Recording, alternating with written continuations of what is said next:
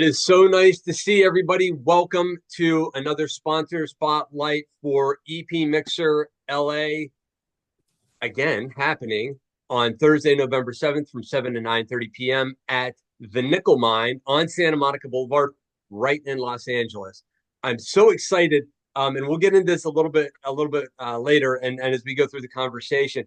But I have today a longtime colleague, friend. I like to call him a friend, and the founder, CEO, head cheese of Kingdom Risk Mitigation Services, Mr. Devon Taitt. Devon, thank you for being here. Thank you for sponsoring. I really appreciate it. Well, hey, Craig, I appreciate that introduction, man, and thank you so much. I would say saying that we're friends is a stretch, but for the sake of the interview, I'm gonna. No, I'm just playing with you, Fair man. enough. Fair enough. No, I'm glad. no, it's good, man. We're gonna get into it for a second, but I feel like I'd be remiss if I didn't tell this story, and I think I probably shared it with you. It was the one of the first CPCs in Vegas. It was 2016, 2017. And I remember seeing you there, and you were moving around, and you were kind of at the beginning of building your company, and you stood up. It was during a lecture, and you stood up during it, and you were to the nines. You'd suit on him, and you were squared away. And it was kind of like, hey, what's your advice for someone like me who's doing? And it's like, here's all the things I'm doing to build my business. And there was a light murmuring and laughter to the person that you were asking that question, because everything you said, they were like, keep doing that. It's like you were doing everything that I can't. Man, I really wish I could remember who you asked that question to. But man, that was great, and it was funny because you just like all this stuff. You're like, I don't, what else should I be doing? It's like I don't know if you can do more. But whatever it was that you're doing has certainly paid off. So congratulations to you on the success that you've had, and really sounds like you're following your whatever pathway you sent. So with that in mind, tell us about Kingdom Risk Mitigation Services, whatever you think is important, where you came from, how it started. It's the floor is yours.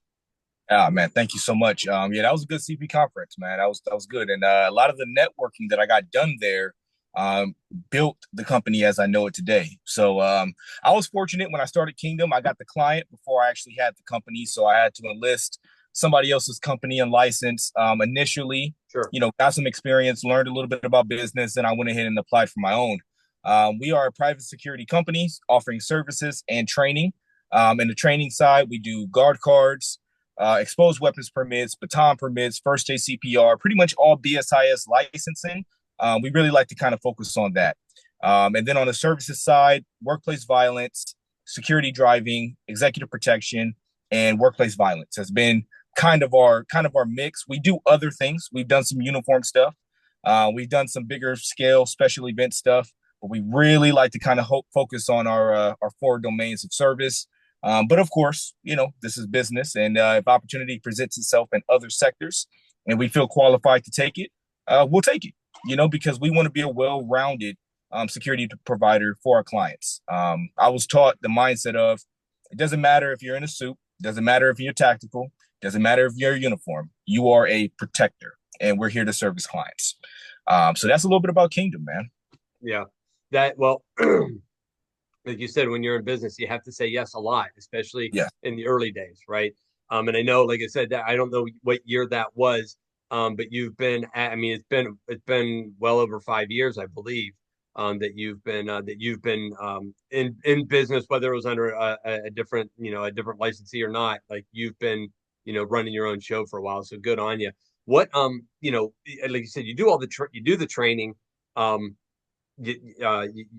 from different perspectives, right? Because you do the BSIS stuff for California.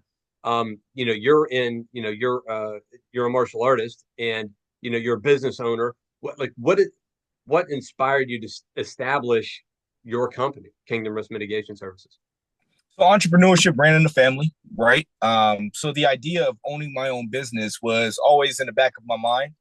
Initially, I want to be a private investigator because I grew up reading the Hardy Brothers, Encyclopedia Brown, all these mystery books, and I like the idea of being able to help people solve their problems. People told me I needed to be a cop for that. So I was like, all right, I'm going to be a police officer. I'll do it for about maybe 20 years. I'll retire, open up a martial arts studio, and become a private investigator at that time. So teaching self-defense, that was kind of the first iteration of Kingdom. And then, somebody educated me. A lot of people educated me that you do not need to be a cop to be successful in the private sector. So a few years ago, I got hit with a crossroads, got offered a law enforcement opportunity, got offered a full-time EP opportunity. And I chose the road that people thought I was crazy for taking. And that kind of launched the business, man. I like entrepreneurship, not because of, the earning potential is good, but being in business, that's not always the That's right, immediate, man. right? But I like to be the ability to control my destiny. And what I've come to appreciate is all the personal development I'm getting from this, man. I'm learning so much about myself as a leader, as a man, as a husband. I'm learning a lot about myself, and it's overcoming these obstacles that's just going to make me better. 29 years old, and learning the lessons that I'm learning now. I'm like, man, once I can get over this, continue with my faith with God, I'm going to be unstoppable by like the age of 35 or sooner, Not Devon, not for nothing, but you're already playing that role. Like if you already have that mindset, like by that time I'm going to. No, if you're thinking that way, I think that's just it's already in practice. So I, again, this comes, and not that you asked me, but just keep doing what you're doing. It's good. and I, and and it's not a static thing, right? It's the personal development, which is then professional development. So it's like, what do I need to do now? Like, what is the next thing, right? I can't stay doing this thing the same way, unless the same way is, every day it's what's next, how do I get better, how do we make the company better, and it's innovating yourself and your business for how you want to work and how you want to serve. And it sounds like you're well within that. So yeah, that's appreciate that. fantastic. So you mentioned a couple of roles that you have, right? Husband, business owner, and I mentioned martial arts. You do the job, you're a husband, you're a father. How do you balance all that? Because I struggle with it myself, and this is more of a selfish question. I'd like to know how you do what you do, because you seem to be handling it pretty well. Well, I appreciate that. Definitely was difficult in the beginning. I mean, there was, we would be at a dinner, get a call from a client, and like you said earlier, you got to say yes a lot. Mm-hmm. So we'll be having a good dinner. I get a phone call, and then before you know it, I'm outside, gathering up guys, putting detailed plans together. It was hard in the beginning, but what helped me was for certain trips, I was able to allow my family to travel with me. And when they saw that I was getting out of bed and gone before they woke up in the morning, and I wasn't getting back until they was asleep that night. Right. So Sure. when they saw that level of dedication and all that it took to do this stuff, Mm-hmm. um, you know, my wife became a lot more helpful. She works with the company. You know what I mean? So she's helping me with the admin process. Um, I prioritize family a lot, like being able to take them certain places when I travel. Like recently, I had to travel up to up north to do a private training for a group of security guards, and they went with me. So I've been able to do that a lot more frequently now, so that the balance works. And then whenever I'm with them, I'm with them. You know, Mm-hmm. it's rough, but I've enlisted them into the process, and so now they feel like they're a part of the company's overall success because they Sure. they legitimately have a vetted interest. Yeah, they It got only skin in the favors game. them Yeah, for it to sure. work. Yeah. So yeah, and then being transparent, talking about my difficulties. As an entrepreneur, man, I go through so many emotional ups and downs, sometimes within the same day. And my wife helps me with that. So I've enlisted them into the process. Getting back into the martial arts has helped me immensely with just peace of mind, having an outlet. I'm competing again, so that's fun. Yeah. I actually took second place in a tournament yesterday. I should Awesome. have been first. Congratulations. Should have been first. I got kind of robbed, but that Yeah. that happens, right? Yeah. So yeah, all of those factors, man, just really enlisting the family into the business dynamic, making them feel like they're a part of it, Mm. and that we're all on the same team here to make this thing work. Before I used to kind of X them out, keep it separate. Now they're fully engaged in it. So if I get a job and I start looking stressed, my wife is automatically like, "Hey, what can I do? Give me a Yeah. task. I'm here. Yeah. I'm ready." Yeah. You know, and that's worked a lot for me. That's Yeah. worked a lot for me. And there's no if there's an automatic trust factor, right? Like you know her very well, she knows the business, she's around it, and to be able to hand off something and just know and then forget about it until later, that how it's going to get done. Grant Cardone talks about that with people are like, what's the balance? And I said that earlier, but so many people are like, and entrepreneurs like, there's no balance. It's just integration, right? And Yes. the balance isn't 50-50 either. If there were such a thing, it's 80-20. It's because your family only needs this much time, and your kids are, they're, well, you got new ones, but it's like, how much time do they need? In his case, he was like, I spend an hour a day with them. He's like, that's all they want from me, right? It's like, I want to spend time, but like, so that's okay. I give him an hour a day, but now he has videos of his daughters like on sales calls. He's like bringing them into the family too. So, it is what it is. But anyway, no, that's cool, and that's great to hear, and that's helpful. That gives me some ideas too. So I appreciate that. Of Um, course. uh, as you know, and you kind of mentioned it earlier, networking, collaboration are significant in executive protection. And I know they're significant in other industries too, but I know here, just because you have to know the people that you are working with, and kind of know who they work with. Mhm. So what qualities do you look for when you want to partner with somebody in the industry? When I want to partner with somebody in the industry, like the things that I look at is first of all, company involvement. How involved is this person with the overall industry? You know what I mean? Are they active parts of IPSB? Are they active in the mixers? Are they actively trying to grow their companies?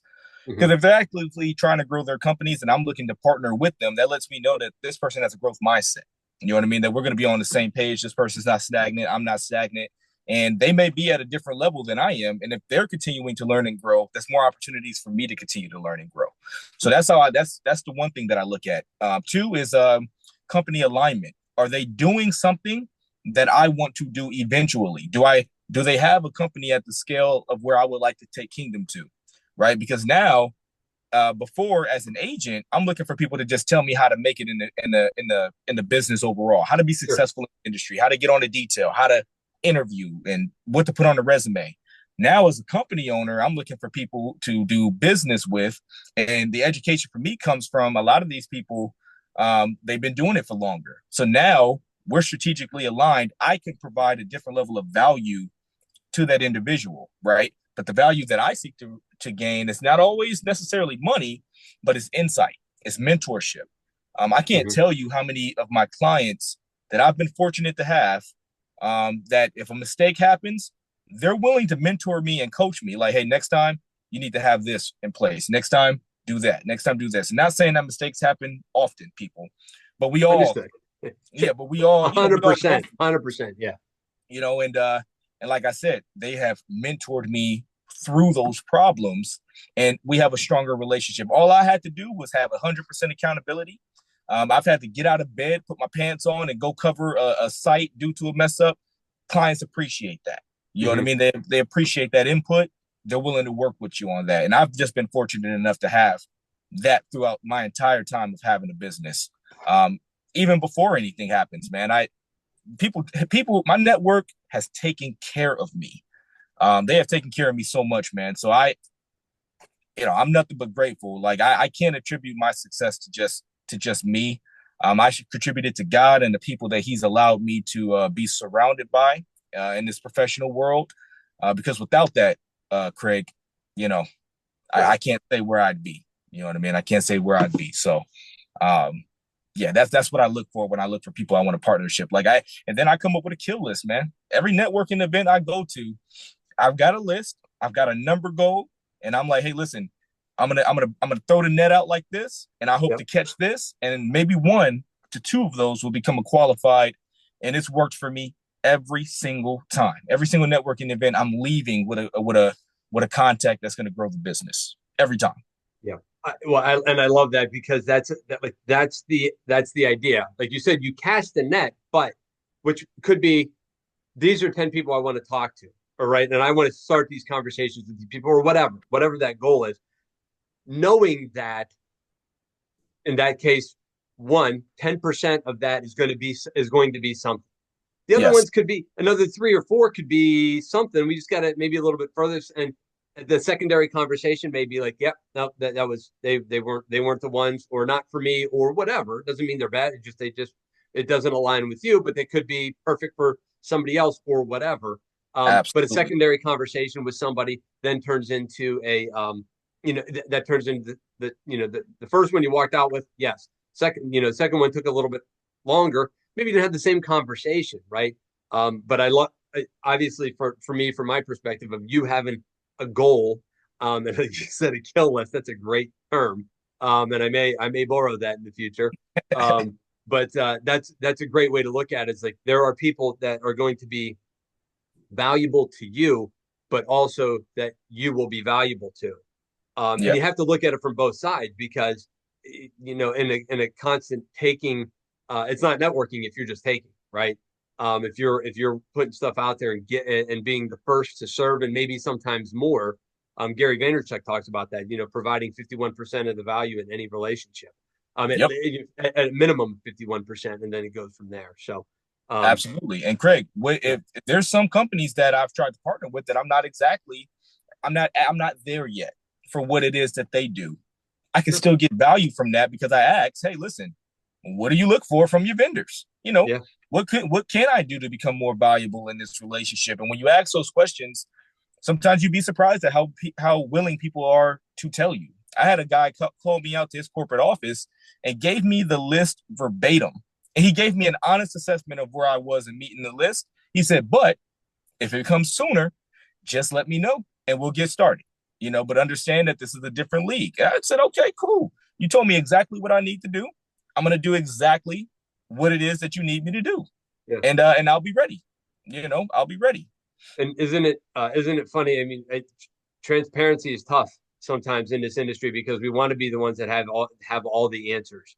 And we don't want to. And, there's also the say yes and figure it out, right? But also too, when you're talking about, and whoever that might be that you're talking about, it's like this is a different league.